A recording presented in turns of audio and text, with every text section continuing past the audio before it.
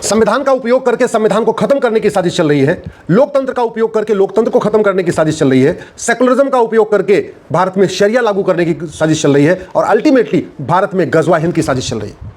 Love के नाम पे लव जिहाद चल रहा है, कारोबार के नाम पे ड्रग कारोबार चल रहा है, यहाँ पे फ्रीडम ऑफ रिलीजन के नाम पे कन्वर्जन चल रहा है, फ्रीडम ऑफ स्पीच के नाम पे झूठी अफवाहें फैलाई जा रही है, भारत में जनसंख्या विस्फोट किया जा रहा है और सबका अल्टीमेट लक्ष्य है भारत में गजवा हिंद करना और खलीफा सिस्टम लागू करना। और ये टारगेट इसलिए भी बनाया गया क्योंकि इससे आत्मविश्वास बढ़ चुका है। कैसे बढ़ गया? भारत का एक हिस्सा था गंधार, अफगानिस्तान हो गया। भारत का एक हिस्सा था सिंध, अब वो पाकिस्तान कहलाता है। भारत का एक हिस्सा था ईस्ट बंगाल, आज के डेट में बांग्लादेश हो गया। तो भारत के चारों तरफ जब कब्जा हो गया तो इनको लगता है कि अब गजवा हिंद भी हो सकता है, अब पूरे हिंदुस्तान पे भी कब्जा हो सकता है।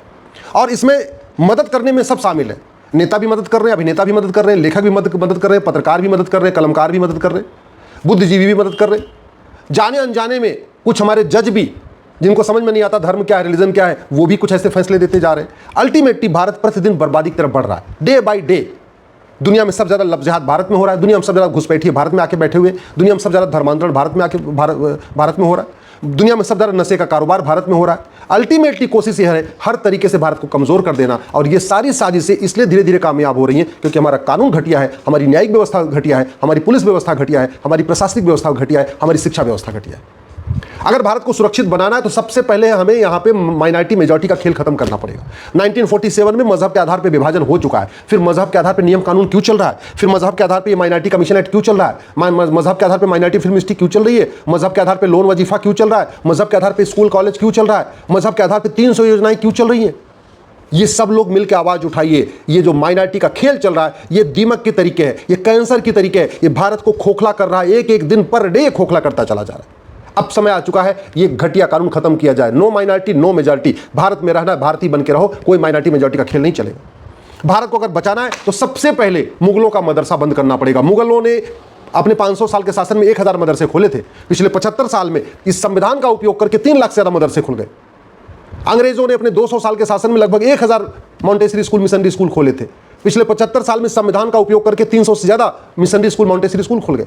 भारत को बचाना है तो मदरसा, मिशनरी, मैकाले, मॉन्टेसरी स्कूल बंद करना पड़ेगा। भारत में समान शिक्षा लागू करना पड़ेगा, वैदिक गुरुकुल शिक्षा लागू करना पड़ेगा। कम से कम 10वीं तक यानी 16 साल तक के सभी बच्चों के लिए यूनिफॉर्म सिलेबस, यूनिफॉर्म करिकुलम, सब अपनी अपनी भाषा में पढ़ें। सिलेबस करिकुलम एक समान होना चाहिए, तब जाके भारत बचेगा। तू मैं करने से, आरोप प्रत्यारोप करने से, नूरा कुश्ती करने से, बतौलेबाजी करने से भारत नहीं बचेगा। भारत को खोखला करने के लिए बहुत बड़ी फंडिंग आ रही है, 50,000 करोड़ की फंडिंग आ रही है विदेशों से, हवाला के जरिए भी आ रही है, इस FCRA के जरिए आ रही है।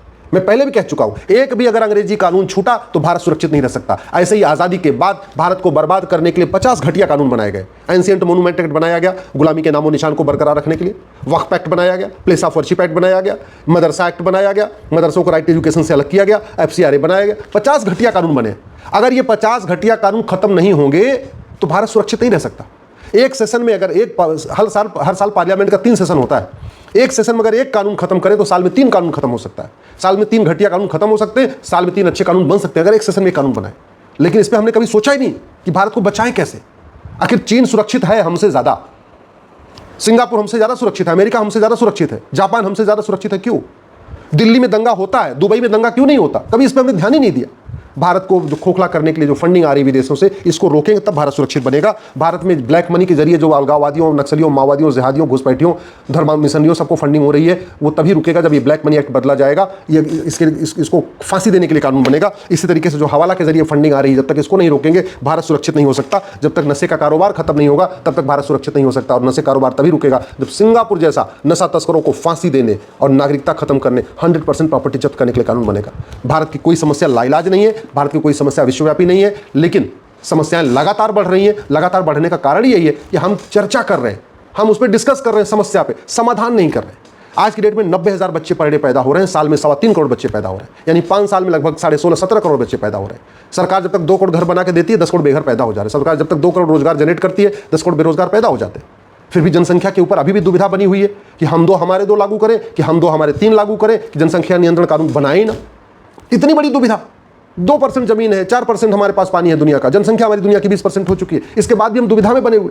अरे जब पानी खत्म हो जाएगा, हवा खत्म हो जाएगा, पहाड़ खत्म हो जाएंगे, नदियां खत्म हो जाएंगी, तो क्या करेंगे हम इसको लेके? हम उस विकास का क्या करेंगे? हम GDP बढ़ा के, इकोनॉमी बढ़ा के क्या करेंगे जब देश में नीचे कुछ बचेगा ही नहीं, नेचुरल रिसोर्स बचेगा ही नहीं। पूरी दुनिया अपने नेचुरल रिसोर्सेज को बचा रही है। पूरी दुनिया में अमेरिका हो चाहे सिंगापुर हो ऑस्ट्रेलिया, वो अपने आप कोई फैक्ट्री नहीं लगा रहे, सारी फैक्ट्री बाहर जाके लगा रहे हैं। क्यों? उनको अपना हवा बचाना, उनको अपना पानी बचाना, उनको अपने पहाड़ बचाने, उनको अपनी नदियां बचानी है, वो अपने नेचुरल रिसोर्सेज को बचा रहे हैं। और हम इस बात से खुश हो रहे हैं कि हाँ पूरी दुनिया हमारे यहाँ की फैक्ट्री लगा रही है। चीन हमारे यहाँ आ रही है तो हम खुश हो जाते हैं, अमेरिका हमारे यहाँ आ रहा है फैक्ट्री लगा रहा है तो हम खुश हो जाते हैं। सच्चाई है कि वो अपने यहाँ कुछ अपना घर अपना देश साफ रखना चाहते हैं, इसलिए वो यहीं फैक्ट्री लगा रहे हैं, यहीं का पानी यूज़ कर रहे हैं, यहीं की हवा यूज़ कर रहे हैं और सारा कूड़ा कचरा यहीं फेंकवा रहे हैं। भारत एक तरीके से कूड़ेदान बनता जा रहा है। पूरी दुनिया के लिए भारत कूड़ेदान है। पूरी दुनिया के लिए भारत या तो बाजार है या तो कूड़ेदान है। बाजार क्योंकि जनसंख्या बढ़ रही तो उनको लग रहा है ठीक है भैया हमारा सामान बिकता रहेगा, और कूड़ेदान यहीं आके फैक्ट्री बना रहे हैं, यहीं सारी गंध फैला रहे हैं और यहीं हमारे सारे नेचुरल रिसोर्सेज को लेते जा रहे हैं। भारत को बचाना है तो सबसे पहले हमें लब जिहाद, लैंड जिहाद, धर्मांतरण, घुसपैठ, जनसंख्या विस्फोट को रोकना पड़ेगा। भारत को अगर हमें बचाना है तो इस भारतीय न्याय संहिता को बदल के इसमें एक चैप्टर रखना पड़ेगा लब जिहाद, एक चैप्टर रखना पड़ेगा लैंड जिहाद, एक चैप्टर बनाना पड़ेगा offence relating to drug smuggling, offence relating to infiltration, offence relating to conversion, offence relating to population explosion, ये रखना पड़ेगा। भारत में हमने नेशनल सिक्योरिटी एक्ट बना दिया, लेकिन आज तक डिफाइन ही नहीं किया कि राष्ट्र की सुरक्षा के लिए क्या खतरा है। इस कानून में कहीं लिखा ही नहीं है कि लब जिहाद, लैंड जिहाद, धर्मांतरण, घुसपैठ ये हमारे राष्ट्र की सुरक्षा के लिए खतरा है। जब तक ये कानून नहीं बदलेगा तब तक पुलिस मजबूर है, वो नहीं लगा पाएगी, और लगा भी देगी तो जज साहब फटकारेंगे क्यों कानून लगा दी, तूने कैसी धारा लगा, एनएसए लगा दिया किसी लब जिहादी के ऊपर या धर्मांतरण कराने वाले मिशनरी पे या जिहादी पे या घुसपैठिए पे या उसके मददगार पे क्यों लगाएंगे।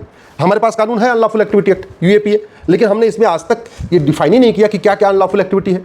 हमने लब जिहाद, लैंड जिहाद, ड्रग जिहाद, घुसपैठ, धर्मांतरण, किडनैपिंग, ह्यूमन ट्रैफिकिंग, हथियारों का कारोबार, इसको हमने यूएपीए में शामिल ही नहीं किया। तो कानून बना के बैठे हुए कोई फायदा ही नहीं हो रहा है। आज तक इतने अपराध बढ़ते जा रहे हैं, किसी अपराधी की नागरिकता खत्म करने के लिए हमने प्रावधान, हमारे पास सिटीजनशिप एक्ट है, लेकिन आज तक किसी अपराधी की नागरिकता खत्म नहीं हुई।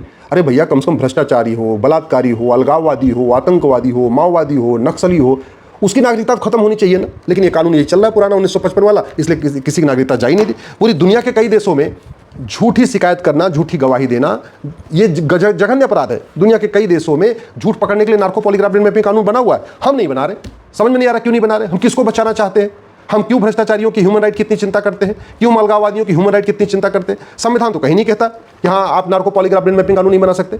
एक सेल्वी वर्सेस कर्नाटका का जजमेंट है सुप्रीम कोर्ट का, वो सुप्रीम कोर्ट का जजमेंट भी किसने दिया था, अब तक के आज़ाद भारत के सबसे भ्रष्ट जज ने दिया था। बाला जो चीफ जस्टिस उसमें हुआ करते थे, सबको पता है सुप्रीम कोर्ट में जो वकालत करते हैं उनको पता है कि कितने बड़े भ्रष्ट थे वो। उस भ्रष्ट जज का जजमेंट चल रहा है सेल्वी वर्सेस कर्नाटका, आज तक उसको हमने रिव्यू करने की कोशिश नहीं की। उस जजमेंट में बोल दिया नहीं नार्को पॉलीग्राफ ब्रेन मैपिंग कानून नहीं बना सकते। वो क्यों दिया उस जज ने, वो खुद ही सबसे महाभ्रष्ट थे, तो भ्रष्टाचारियों को बचाने के लिए उन्होंने जजमेंट देके चले गए। तो जब तक इसको हम बदलेंगे नहीं तब तक व्यवस्था नहीं होगी। ये अमेरिका में है फेडरल पिनल कोड, ऐसा कानून हम क्यों नहीं बना रहे।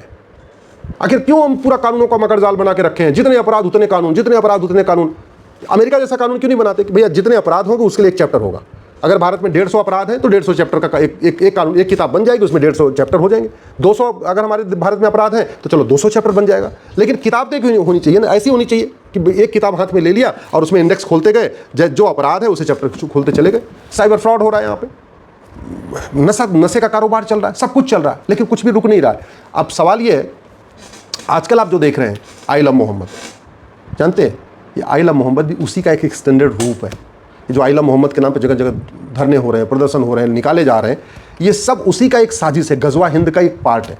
अगर गजवा हिंद रोकना है तो हमें कठोर कानून बनाना पड़ेगा, भय बिन होई न प्रिय सिद्धांत को लागू करना पड़ेगा, हमें साठे साठम समाचार सिद्धांत का लागू करना पड़ेगा। ये आई लव मोहम्मद की रैली चीन में नहीं निकल रही है, आई लव मोहम्मद की रैली सिंगापुर में तो नहीं निकल रही, आई लव मोहम्मद की रैली जापान में तो नहीं निकल रही, आई लव मोहम्मद की रैली अरब में नहीं निकल रही है, दुबई में आई लव मोहम्मद की रैली नहीं निकल रही है, बहरीन में आई लव मोहम्मद की रैली नहीं निकल रही है, कुवैत में आई लव मोहम्मद की रैली क्यों नहीं निकल रही है, भारत में क्यों निकल रही है, ये हमें समझना पड़ेगा।